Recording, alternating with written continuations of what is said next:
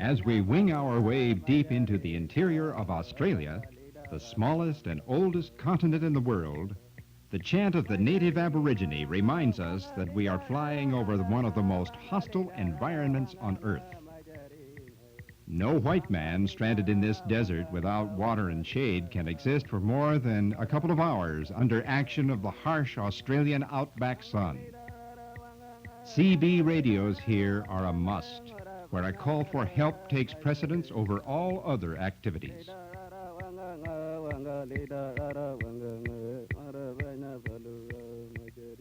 Only the jet black Aborigine can survive in this climate without special protection.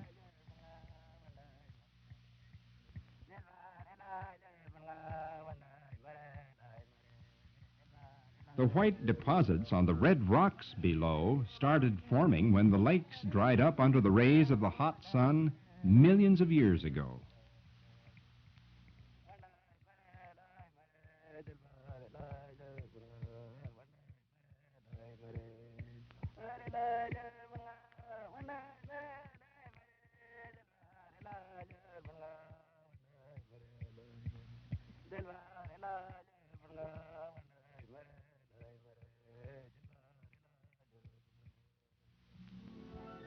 After a restful night in our air-conditioned quarters in the Oasis Hotel in Alice Springs, we find the first rays of the morning sun outlining the nearby gum trees as a new day begins. Alice Springs, center of the Outback country, is a modern, bustling little town of about 15,000 people. It is the hub around which all activity within 250 miles takes place. It is encircled by isolated, privately owned, 2.5 million acre cattle ranches operating on government land.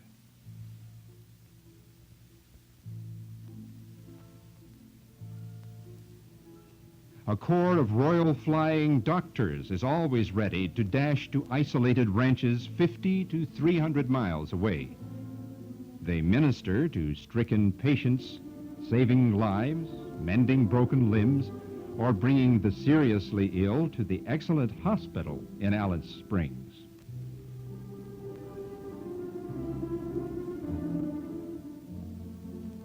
Just outside Alice Springs is a small animal compound that displays a few peacocks and the native Australian kangaroos and emus.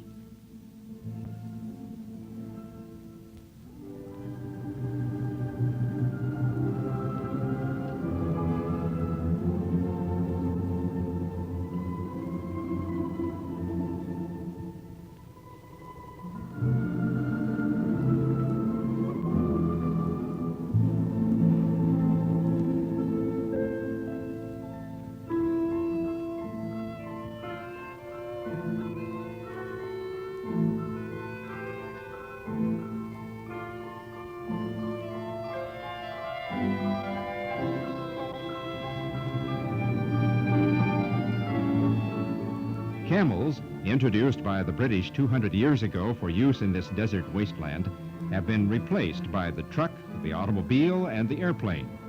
Today, tourists take great delight in experiencing the bumpy ride the camel gives at $1 per clip.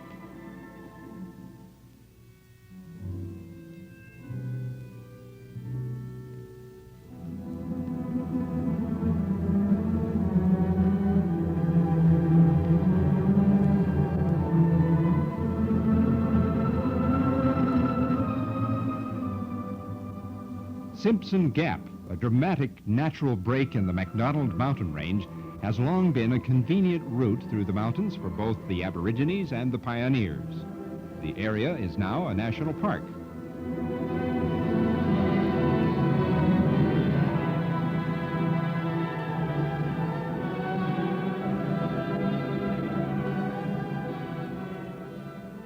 Our guide tells us that this is probably the most water we will see on our tour of the Outback country.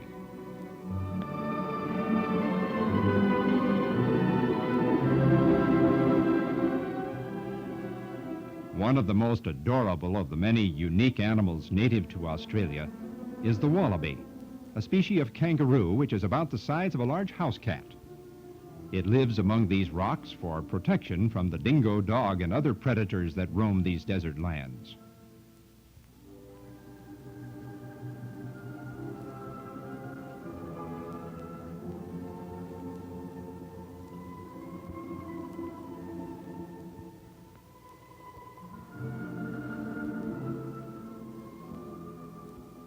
We are now heading for open prairie country where the large kangaroo thrives.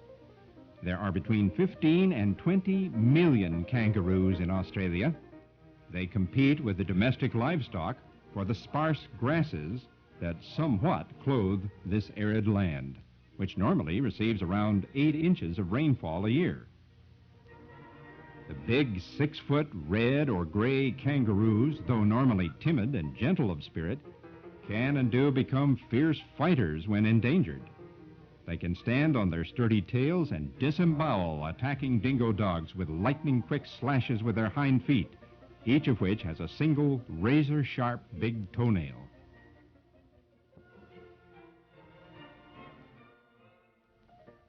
It's great fun chasing kangaroos over the prairies in a 40-passenger bus.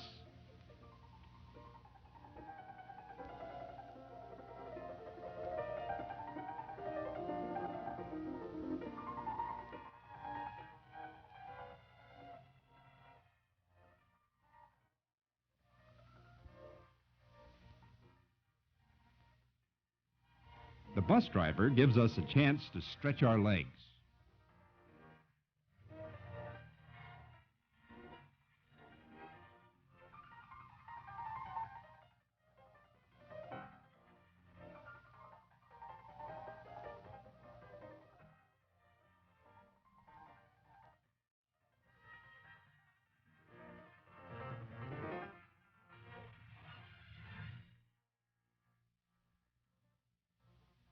We arrive at the Ross River Ranch, some 50 miles from Alice Springs. Here we will stay the night.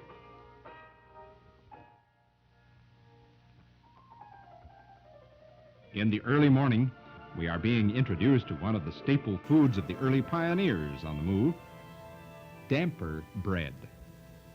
The ingredients could be carried without danger of spoiling and could be quickly prepared for meals on the trail. This morning, our genial, capable jack-of-all-trades bus driver is preparing damper bread for our breakfast, baked in the manner used in the good old days.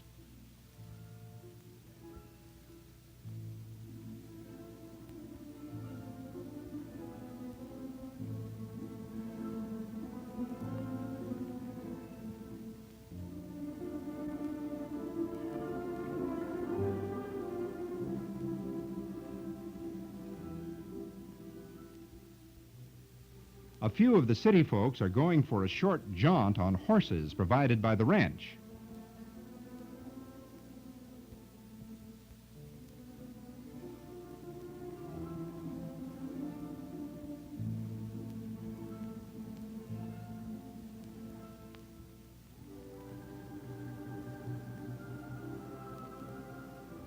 Our friends are unable to make the boomerangs come back to them, so the ranch children get their exercise retrieving the wayward missiles.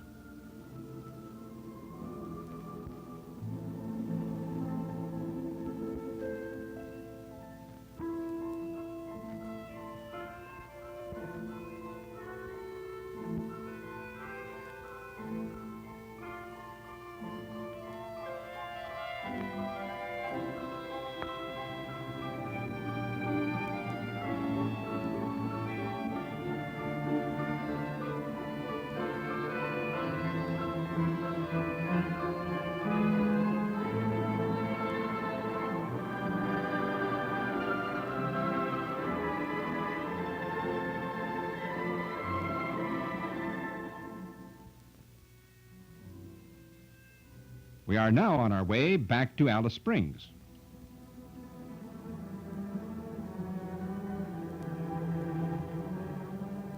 We pause briefly at one of the largest and most beautifully developed gum trees in the entire desert.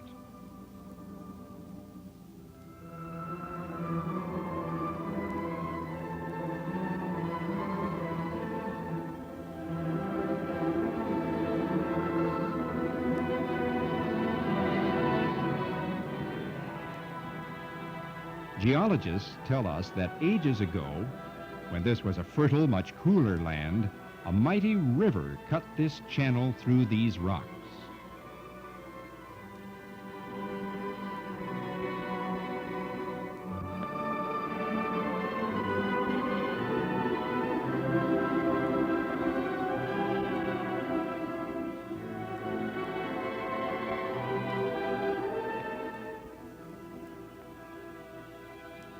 A small commercial plane takes us 250 miles southwest of Alice Springs over Aboriginal country to see the red sandstone peaks of the Mount Olga range.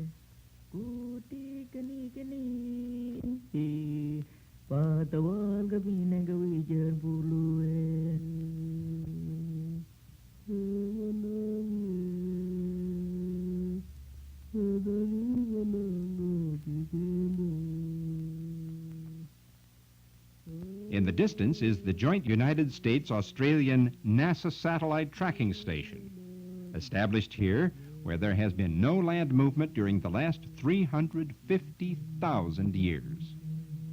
The McDonald Range consists of 3 distinct mountain ranges, separated by 2 swales in this otherwise rather uniformly flat tableland.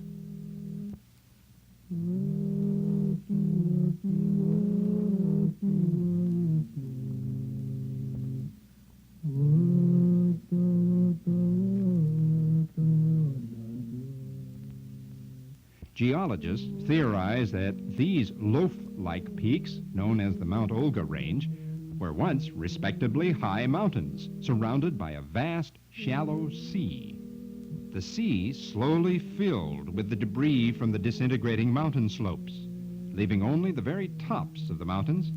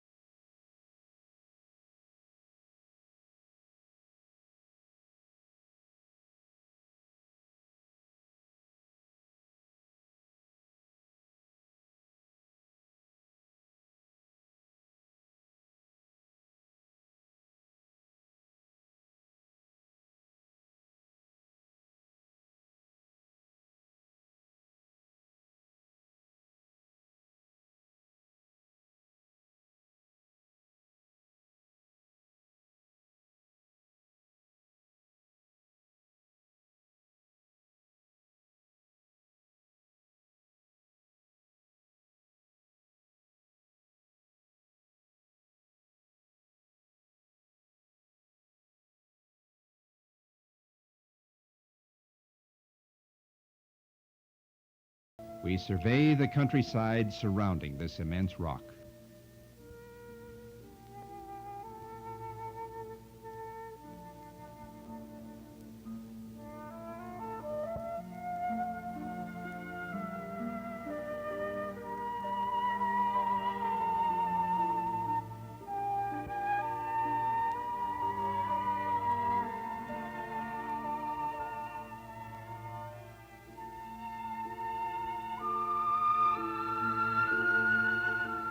The combined action of sun, wind, rain, and temperature changes during the last 500 million years has produced intricate patterns, such as this area, which has been dubbed the brain.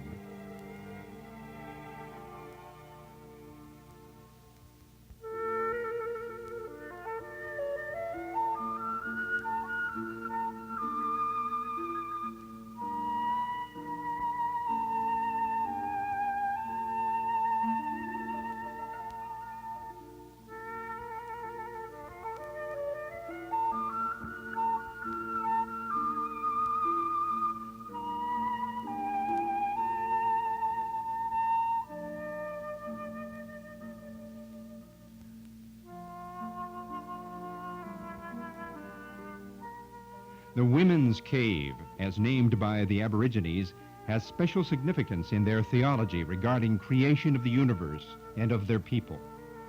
It is closely linked with the adjacent Sacred Cave in their spiritual concepts.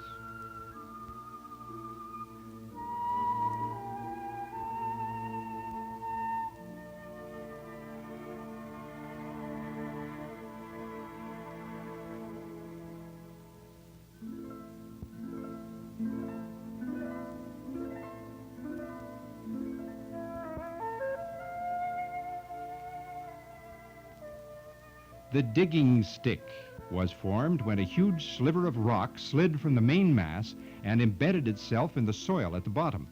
The space showing daylight between the digging stick and the rock is 8 feet wide.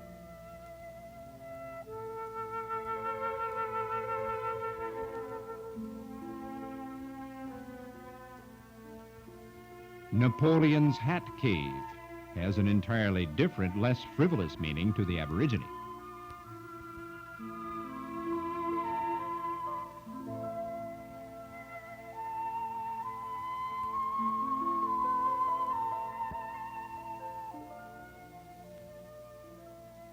Close inspection of the surface of the rock reveals a slightly pockmarked texture.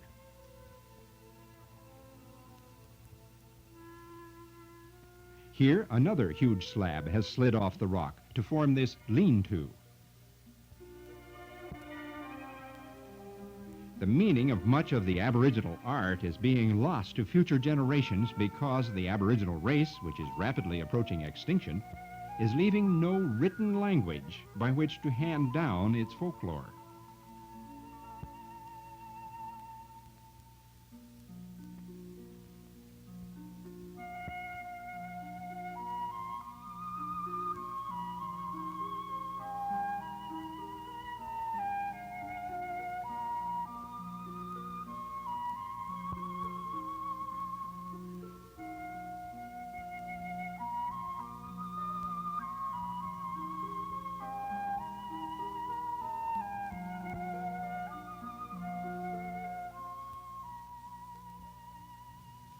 Many tourists climb the rock each year.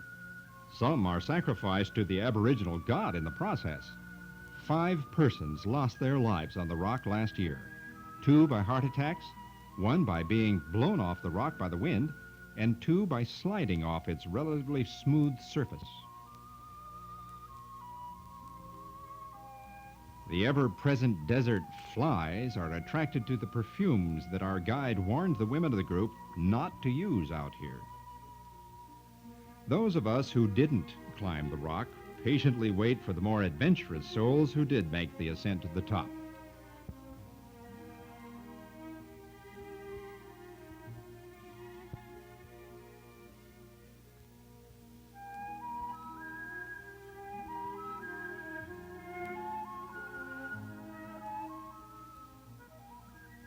This channel collects rainwater from an occasional shower falling on a large area of the rock and diverts it to the base at a location known as Maggie Springs. The result is a veritable Garden of Eden setting in this forbidding land.